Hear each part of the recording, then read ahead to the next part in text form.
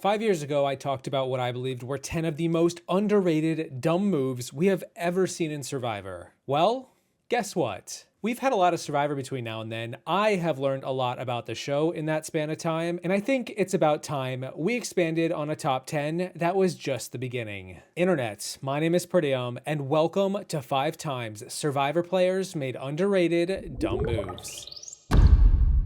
Let's start with a bunt of a bad move, a quizzically strange move might I add, from Season 16 Micronesia, Fans vs. Favorites. At the Final 7 Loved Ones Reward Challenge, Alexis wins and has the power to send someone to Exile Island. The player who she sends will have a chance to find the hidden immunity idol, and they knew it would be out there because Jason was just voted out in the previous episode. He told everyone he had it, and he was holding it, and out he went with it in his pocket. So Alexis isn't sure who to send. She just picks Suri and Natalie to join her on the reward, and then Amanda raises her hand and says, "Pick me." So Alexis does. And that's kinda not a good idea, especially given Amanda wasn't that close to Alexis, as they actually had like this B-plot rivalry for most of the season. Alexis could have chosen Parvati, who she was much closer to, but she didn't. I totally understand why she didn't pick James or Eric. They were the next two targets, but hell, there's a decent chance to find an idol. Why not procure that in the hands of someone you absolutely trust? Really, the big mistake here was not sending Natalie to exile to get the idol. Or maybe even Alexis not even sending herself. Natalie was her closest ally. Had she done so, Natalie likely finds the idol and Alexis doesn't get idled out later in the episode, and then who knows? Maybe Alexis wins the season. Or at the very least is not voted out via Amanda's idol that Alexis enabled her to find in the first place. Alexis, you have one other big decision to make. Who are you sending to exile? Amanda? Amanda, get your stuff, head out. It's at camp. It's buried under the flag. How did you do that already? I didn't get it yet. I need your help. Oh, Amanda is hands down the biggest jury threat. And if we have an opportunity to take her out now. Luckily, she doesn't have the idol, so yeah, that's a good thing. If anybody has the hidden immunity idol and you want to play it, now would be the time to do so. About that, Jeff. I got it.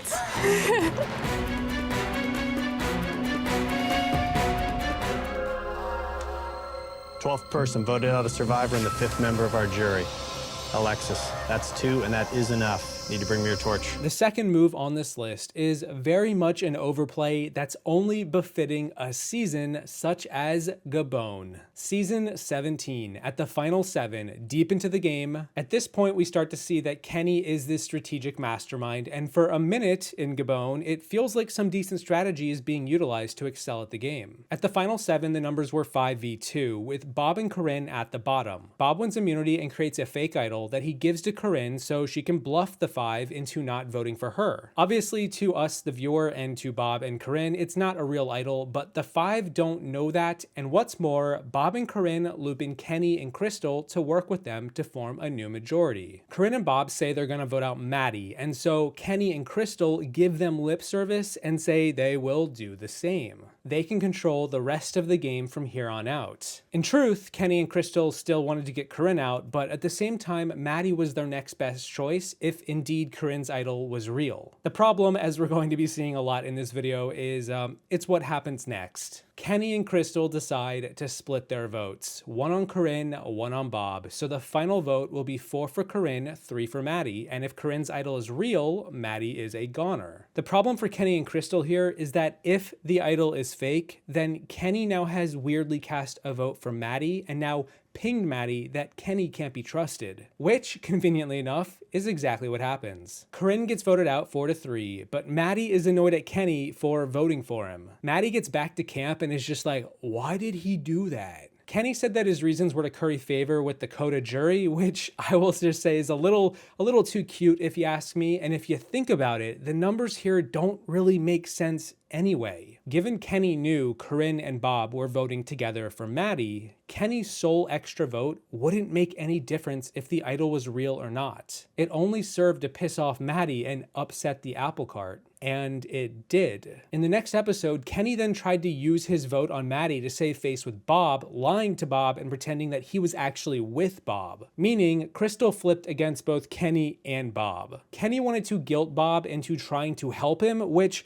to be fair, Bob almost did. In a kind of strange twist of fate, the Fong Alliance had the potential to pull an Eric on Bob, convince him to give up his immunity necklace, and then get voted out. Again, the problem was that Kenny and Crystal's scheming and lying and splitting their votes in the previous episode without the others knowing rubbed both Maddie and Sugar the wrong way, and they felt like Kenny and Crystal were just getting too big for their britches. While it absolutely would have been wild to see another Eric situation occur just one season later, the odds of this happening were so slim given the social dynamic of this final six, and instead, Kenny's unnecessary split vote really only served to knock both him and Crystal out of the game after he overplayed his hand instead of keeping it simple and by the books. But that's Gabon for ya. You have to vote for Corinne. Okay. You understand that? Yes. Everybody's voting for Corinne. Yes. Okay. I'm gonna vote for Maddie. That'd be 3 for Maddie. You're 3 for Maddie. And 4 for Corinne. Maddie's gonna be going home, so if this plan works out, I'll be the biggest strategist in Survivor history. This is clearly a strategic move, and I'm sorry to see you go, bro. 12th person voted out of Survivor Gabon and the 4th member of our jury. Corinne. The vote tonight was 4 votes for Corinne and 3 votes for me. And I believe that tonight I got a vote from Kenny, and he wants me out of the game. I have been calling the shots since day one out here. You know, I am the mastermind. I started getting an earload of crap from Kenny, you know, why he did what he did. I don't even want to hear it from him, you know? I'm really regretting not writing Maddie's name down tonight, which is probably the stupidest move that I've made in this game so far. 13th person voted out and the 5th member of our jury. Crystal. 14th person voted out and the 6th member of our jury.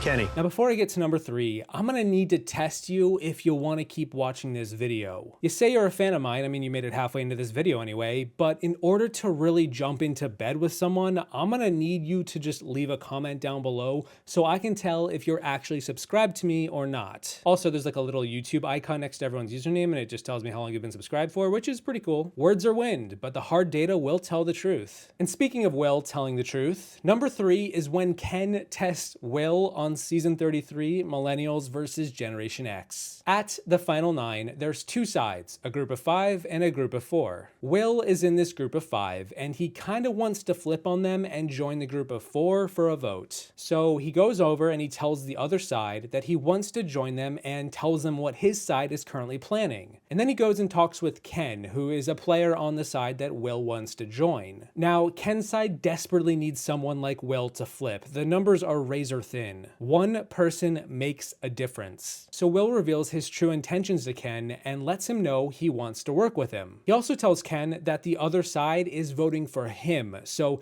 you know, watch out. But Ken is not going home because Will's joining him. But that's not enough for Ken, because in order to work with Ken, you have to pass his purity test, his morality test. Can Will actually be trusted? I mean, he's on the other side, who knows? Well, basic logic kind of tells you he's being honest, because he was, and the rest of Ken's alliance believed Will. And heck, you know what? It's like you're down in numbers anyway, Ken. You just need to trust him and go with it. If they're all voting for you, what do you have to lose by him telling you that? Will exposed everything to them, to the other side, even that Ken was the target, but for Ken, he got just kind of annoyed that he was being targeted in the first place, so he approached the other side and ratted Will out to them. He went over to the other side and was like, "Will told me everything. Is it true?" Never in Survivor has one man been so bold. Every player on the beach that day was shocked to see Ken be so upfront about this. They all realized Will was now in the middle, and this vote became a battle for Will's vote. Why would Will want to work with Ken after Ken just blew up his game by trying to test him to see if he was telling the truth? Likewise, do you really think the opposition was just gonna be like,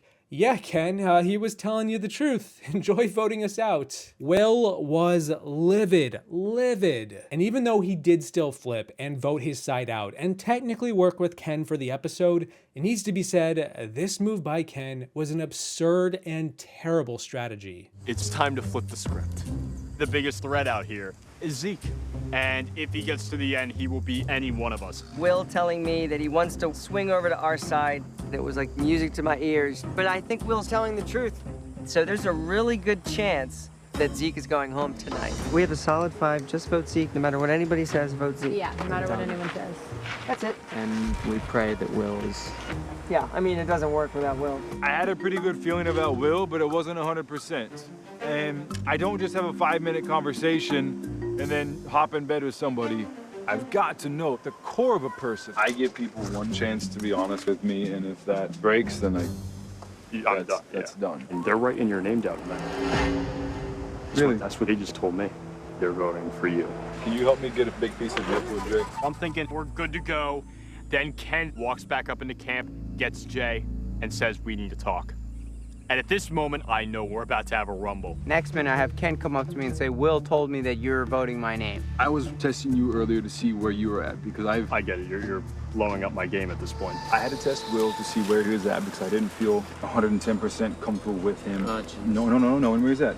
They don't value him by seeing where he stood, asking where he is at. We have this plan, and Ken tests Will, revealing Will's plan.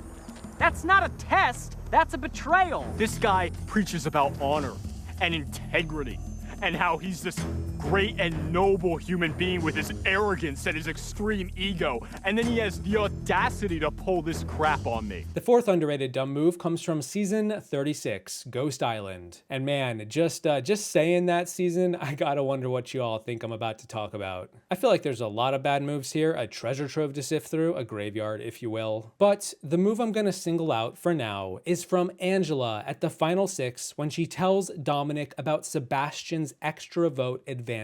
At this point, there was a strong trio of Dom, Wendell, and Laurel who were basically controlling the game each episode. But then Sebastian reveals to Angela and Donathan that he has an extra vote, meaning they have 4 votes to the trio's 3, so they can dump their votes on one of them. Makes sense. They also suspected that both Wendell and Dom held an idol each, so going forward, it was imperative to flush those idols given the last time that they could be played was the final 5, which was the next round. However, okay, randomly before tribal council, Dominic lays down with Angela on the beach and asks her, how's it going? And Angela just decides to sink every plan concocted to tell Dom about the plan to vote him out. She reveals that Sebastian has an extra vote and Dom is the target. Dom is flabbergasted. He then goes immediately and tells Wendell and Laurel, and together they hatch a plan to scare the other 3 into not voting for Dom so he can play a fake idol instead. All of this ends up happening to fruition and works for Dom and Wendell, and what do you know? They continued to control the season up until the very end. And I could never really understand, why did Angela ever choose to do this? What did she have to gain by just giving them all the power and information? So I decided to dig a little deeper to try to understand why Angela did this, and apparently it was because she viewed Sebastian as the biggest jury threat to win. Based on the edit of the season, I am flabbergasted to hear that. But Angela, even then, you could still get Dom to flush his idol, maybe even get him out, which means you gotta vote for him, which means you don't need to really rat out Sebastian and blow up the plan, even if you want Sebastian out soon. Sebastian was so defeated after Angela revealed his extra vote that he didn't even play it. He knew it wouldn't matter, and he was right. And perhaps that's the scariest part of all this. That's what I'm saying. Wendell's safe and Dom's got an idol. Dom got 1 or 2? He says he has 2. Yeah, Dom's golden final 4 with his 2 idols, if he has 2 idols. I have an extra vote. So we don't even have to tell the law. Wow. So this would be an epic move. I know. Yeah? It would be so perfect. Today, I'm in the loop for once, and it feels amazing. I actually feel like I have a little bit of power right now. What's going on? Well, I can tell you something. I probably shouldn't, because it's gonna, like, I'm just gonna have to tell you because Come on, just tell you're gonna get sketched out. So Sebastian has an extra vote. Thank God Angela's the loose cannon. She's just has diarrhea of the mouth. She just does not know how to keep a secret. I'm just saying, you like to blow it up at Tribal? Let's blow it up at Tribal. So you're gonna work together with Sebastian with his extra vote and maybe another person or two to come get me. 15th person voted out and the 8th member of our jury, Sebastian. Last but not least, for number 5, I gotta make mention of a move that can be argued it's not so dumb, just perhaps a miscalculation. I actually debated including this in the video in the first place, but I think that I'd rather talk about it and just open the floor to you all and see what you think. I am talking about when John and the Row 2-4 Alliance vote out Gabe in the pre-merge at the final 12 of Season 4 Marquesas. For those who need a refresher, it was episode 5 and the Row 2s had yet to lose a player. There was a tribe swap and the Row 2s held a majority 5-3 numbers advantage over Boston Rob, Sean, and V. John had his Row 2-4 Alliance and then also had Gabe,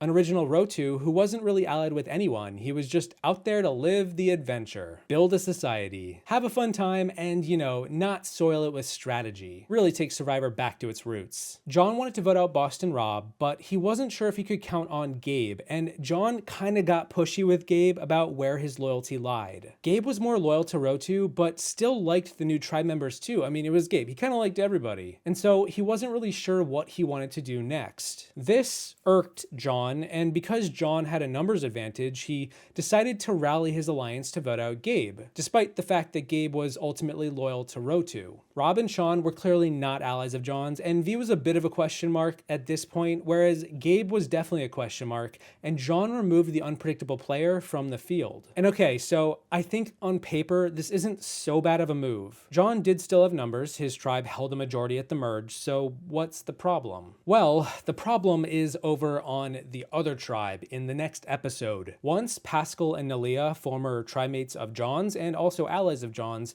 saw that Gabe was voted out before Rob, Sean, or V, Pascal and Nalia grew concerned. This was the first time that Row 2, the big happy family tribe of the season, had lost a member. And worst of all, it was Gabe. Gabe meant a lot to Pascal and Nalia. The show even included a scene where they reacted to the bad news. Pascal talked about how Gabe was like a son to him. He meant a lot to him. And while this wasn't shown on the show, Nalia and Gabe had a really close romantic bond and began dating after the season wrapped up. So to put this all in perspective, for John to cut Gabe so brazenly and Nalia and Pascal don't really understand why, it sent a shockwave through the game and it came across as haphazard. Turning on Gabe clued in Nalia and Pascal that they were expendable. It gave him that sinking feeling, and a few episodes later, they went on to flip the game against John once his alliance all but confirmed what they already knew once Gabe was voted out. But I want to know from you, what do you think? This move rarely gets talked about, but I think it was mostly unnecessary. You keep Gabe for a little longer, he wasn't a strategic threat, and with Gabe around, you have Pascal and Nalia willing to go to bat for you probably until their inevitable demise. Plus, you get out Boston Rob, a known enemy, and unless your name is Amber, that's never a bad thing. First person voted out of Row 2. Gabe. In voting out Gabe, you vote out a guy who appears to be strong, kept your spirits up, works hard. We'll see how it plays out. Utter disbelief this morning. Oh, with Gabe? Shocked. Absolutely shocked. I mean, I was really shocked. Honestly, when we were over there, Gabe was probably the strongest member of our team over there. I mean, he did everything. Pascal and Gabe bonded like father and son. Pascal doesn't have any sons, and he has said repeatedly that if he had a son, he would, you know, love for him to be just like Gabe. And really, I was bitterly disappointed because I know what it was like when we were there and what Gabe offered. Makes me so mad. He should not have been the one that left. He was very talented. He was. Yeah, he should not have been voted off.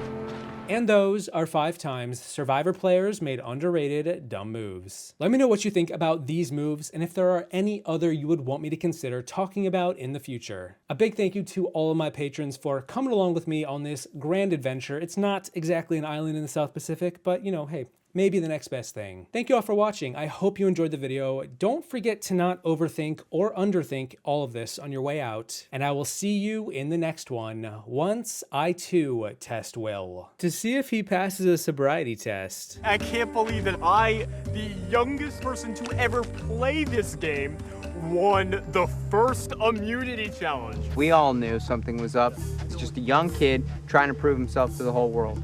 But still need him. And it's like Will just got his driver's license, and we're all sitting in the back terrified because this is the first time he's going to take us for a drive. But Will was ready to graduate from high school student to power player. Zeke needs to go. I came into this game a kid, and I feel like I'm leaving this tribal the man. I am the youngest person to ever play Survivor, and to be able to experience this is the most amazing thing that has ever happened to me so far in my life.